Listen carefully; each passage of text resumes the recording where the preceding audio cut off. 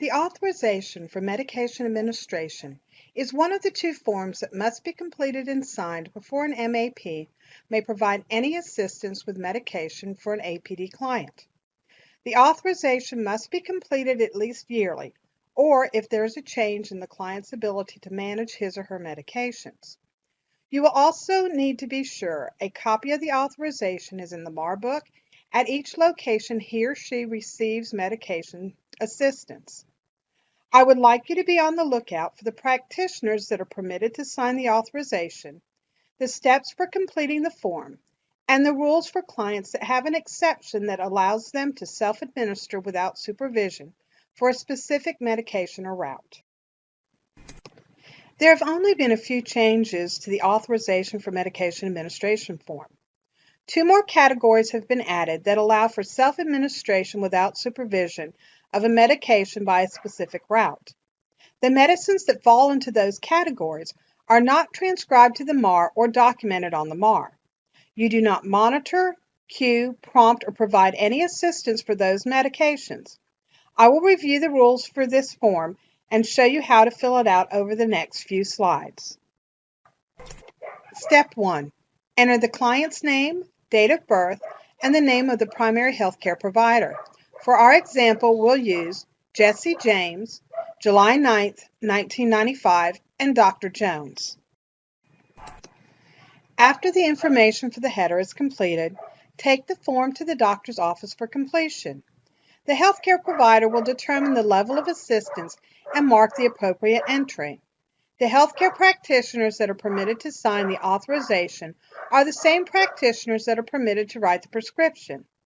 The physician, MD or DO, the advanced practice registered nurse, APRN, and the physician's assistant, PA. The new form has 5 selections for the healthcare practitioner to choose from and an area for the practitioner to sign and date the form. 1. Fully capable. Self-administer without supervision. 2. Requires supervision with self-administration. 3. Requires medication administration assistance. 4. Assistance with the exception. 5. The supervision of self-administration with the exception. And then the 6th area is the healthcare provider's signature and date.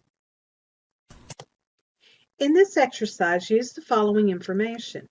Client name, Jesse James. Date of birth, 7/9/1995. Doctor's name, Sam Jones, MD.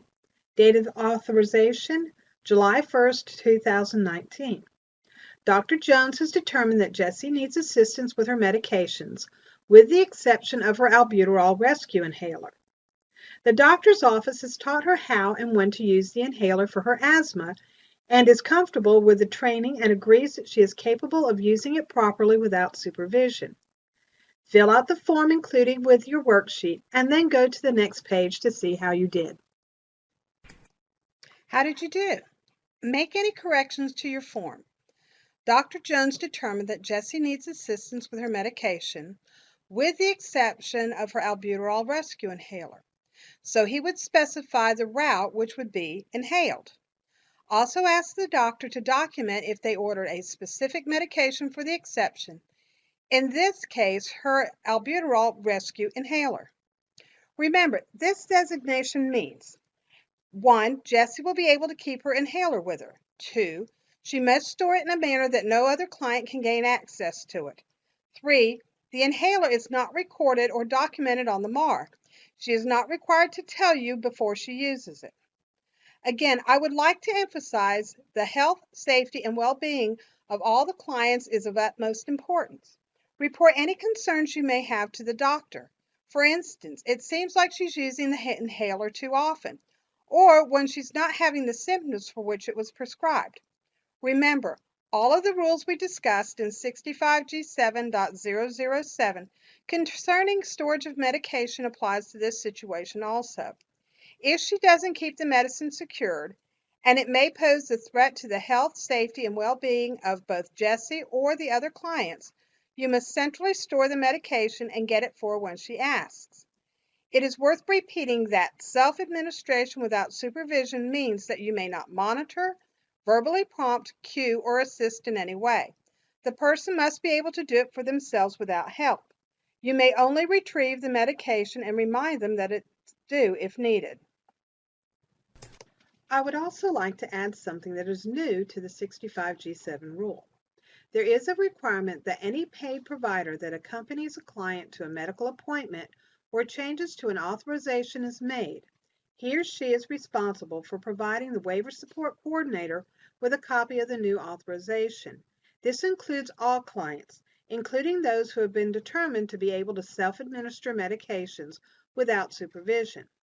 The waiver support coordinator is responsible for assuring that all providers that assist a client with medications have an up-to-date copy of the authorization.